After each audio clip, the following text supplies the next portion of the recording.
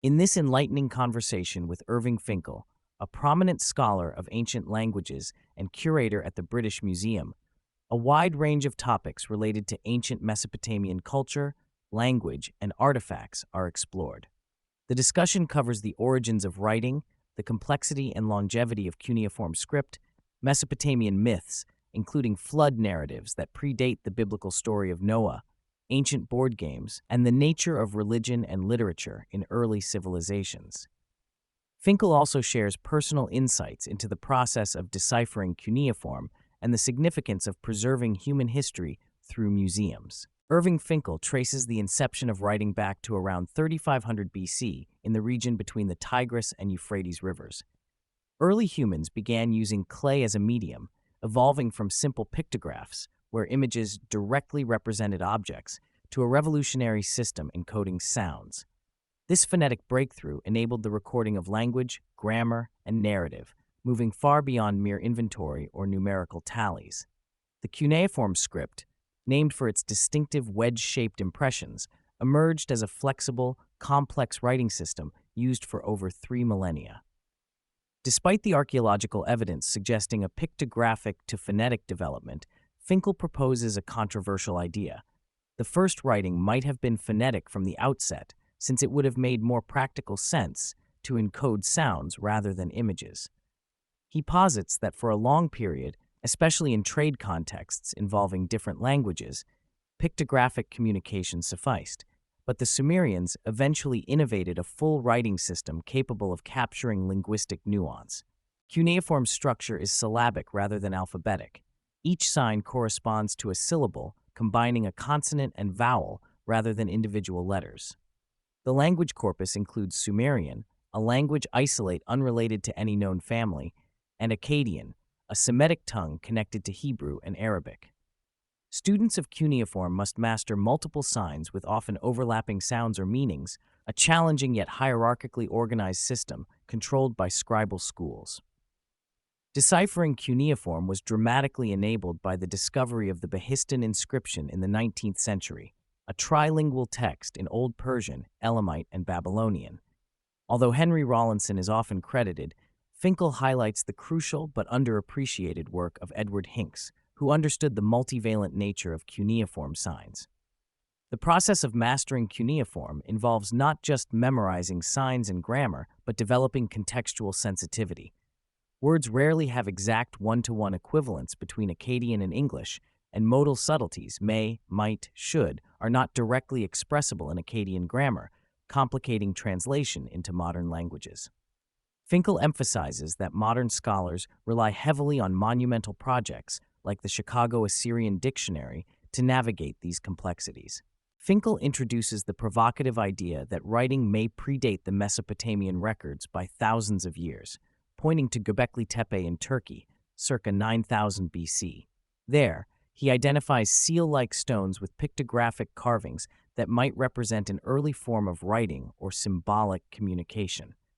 Given the architectural complexity and social organization required to build Göbekli Tepe, it seems implausible that such a society lacked a communication system as sophisticated as writing. He suggests that before the Mesopotamian cuneiform system, there was likely a long tradition of symbolic communication, driven by trade and social needs. This predates cities and large governments, challenging conventional theories that link writing's emergence strictly to state bureaucracy. The Mesopotamian pantheon was vast and hierarchical, with major gods like Anu, Enlil, and Ea at the top, and thousands of lesser deities integrated into a theological system that mirrored human social orders. People's relationship with the divine was practical and transactional. They took God's existence for granted and engaged with them as forceful entities who could be appeased or bribed through offerings and rituals. Ghosts were understood as the spirits of the dead residing in the netherworld, with symbolic offerings made to sustain them. Religion served as a coping mechanism for existential realities, suffering, and uncertainty. Unlike modern individuals who may struggle with religious belief, ancient Mesopotamians seamlessly integrated the divine into everyday life without doubt.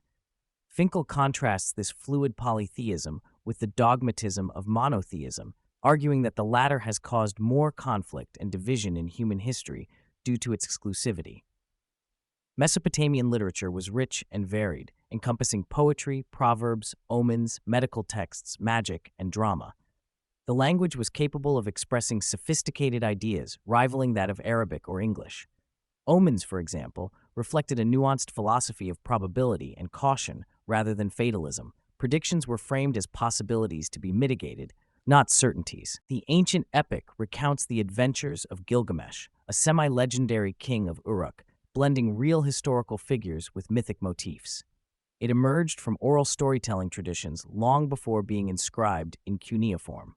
Narrative artifacts, such as repeated speech tags, reflect its origins as oral literature meant for performance. This continuity from spoken tradition to written text underscores the ancient human impulse for storytelling, preservation, and teaching.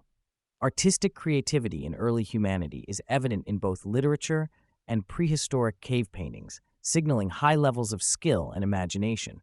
Such expressions must have been valued across ancient societies, nurturing a human culture that intertwined fact, myth, and morality in shaping social consciousness.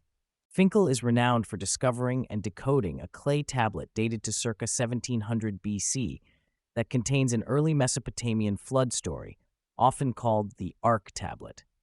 This narrative predates the biblical flood account by roughly a millennium and shares several elements, including the idea of a divine decision to obliterate humanity due to their noisiness, a euphemism for overpopulation. The tablet details the god Enki instructing the human hero Atrahasis to build a large round boat made of reeds and pitch, designed to preserve life during the deluge.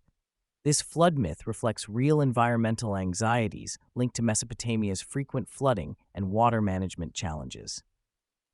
The story likely inspired later narratives, including the Gilgamesh epic and the Hebrew Bible's Genesis account, especially given the Babylonian captivity of the Judean people, facilitating cross-cultural exchanges of myth. Finkel builds a strong case that the biblical flood narrative was adapted from Babylonian sources but reinterpreted through an ethical lens of sin and divine punishment rather than noise and overpopulation. The recurrence and power of flood myths worldwide point to both ancient historical events and shared human psychological motifs. To test the plausibility of the flood story, Finkel oversaw the construction of a 1/3 scale replica of the Ark described on the tablet. Utilizing traditional reed boat construction techniques found in Mesopotamia and India, the project confirmed that the round coracle-style vessel, coated with bitumen for waterproofing, was feasible, though imperfect. The hands-on experience reinforced the understanding that the story is partly a literary construction rooted in practical maritime knowledge, symbolizing human resilience rather than a literal historical event. The replica's voyage highlighted the authenticity and ingenuity of the original account, despite some modern critics doubting the narrative's practicality. The story's enduring appeal lies in its dramatic tension, moral lessons, and metaphorical power rather than its archaeological certainty. Finkel discusses the royal game of a board game discovered in royal Sumerian tombs dating to around 2600 BC. Its unique board design and associated dice and pieces attest to its widespread popularity across the ancient Near East, lasting for nearly 3 millennia. Similar boards have been found from Mesopotamia through Egypt, Syria, and Greece, evidence of cultural diffusion and shared recreational practices. The game is a blend of chance and strategy, effectively balancing luck with player decision-making, much like modern backgammon. Finkel reconstructed the game's rules from a 2nd century BC tablet and contemporary artifacts, allowing it to be played today. The delight, frustration, and social bonding that board games foster are time-tested human experiences connecting ancient and modern societies. Board games served not only as entertainment, but also as time pass, engaging players during otherwise idle moments and providing a controlled outlet for competition and cognitive challenge. Finkel suggests human fascination with games is fundamental, tied to social structures and psychological needs. Irving Finkel reflects on the British Museum's unique mission to preserve and present the totality of human cultural and intellectual achievements across time and geography. Unlike art museums focused on aesthetics, the British Museum is dedicated to the broader human story, showcasing artifacts that represent knowledge, ideas, and civilizations. He emphasizes the museum's role in safeguarding objects for future generations and as a lighthouse against ignorance and disinterest. Despite controversies surrounding museum collections and repatriation debates, Finkel argues the institution serves a crucial cultural and educational function by providing a comprehensive narrative without bias toward any particular culture or religion.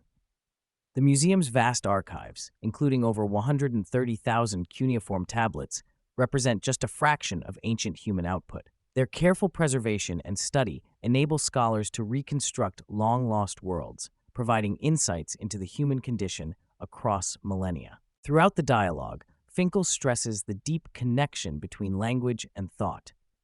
Drawing on Ludwig Wittgenstein's maxim, "The limits of my language mean the limits of my world," he argues that language shapes human consciousness and intellectual capacity. Rich vocabularies and precise expression expand our cognitive horizons and cultural sophistication. He laments the modern decline in linguistic literacy and eloquence, pointing to the rise of ephemeral digital communication forms that diminish verbal subtlety and, by extension, thought complexity. For Finkel, languages like Akkadian, Babylonian, and Sumerian showcase the potential for nuanced literary expression, countering assumptions of ancient primitiveness. Human nature, he suggests, remains fundamentally constant across time. Ancient peoples were no less intelligent or capable than modern humans. What may differ is the context and technologies shaping their expression and social interactions. Though the cuneiform corpus contains few explicit jokes, Finkel recalls a humorous anecdote from the texts, a mosquito tactlessly asking an elephant if it is too heavy, as an example of the understated humor that survived from antiquity. Moreover, scripts include street drama and personal letters expressing human emotions such as love, jealousy, and rivalry, demonstrating that ancient civilizations shared many of the same social experiences as modern ones.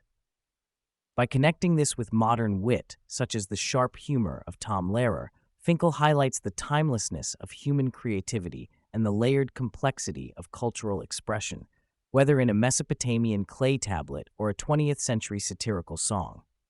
Finkel likens his scholarly work to a Sherlock Holmes-style investigation, piecing together fragmentary evidence to reveal broader historical truths. Archaeology, language decipherment, and interpretive scholarship combine to reconstruct ancient civilizations from surviving raindrops of evidence like cuneiform tablets. He cautions against assuming that what remains in museums and collections represents the entirety of past cultures, emphasizing that much has been lost or destroyed. Even the celebrated Library of Ashurbanipal, recovered in the 19th century, is but fragments of a once vast intellectual repository. This perspective invites humility and continual exploration, acknowledging that every discovery opens new questions and deeper mysteries. Finkel closes with reflections on the enduring human quest for understanding, expression, and connection. From early writing systems to narratives about the gods and floods, from board games enjoyed millennia ago to the preservation of these legacies in institutions like the British Museum. He sees this continuum as a testament to human creativity and intellectual resilience, bridging past and present across the vast span of history.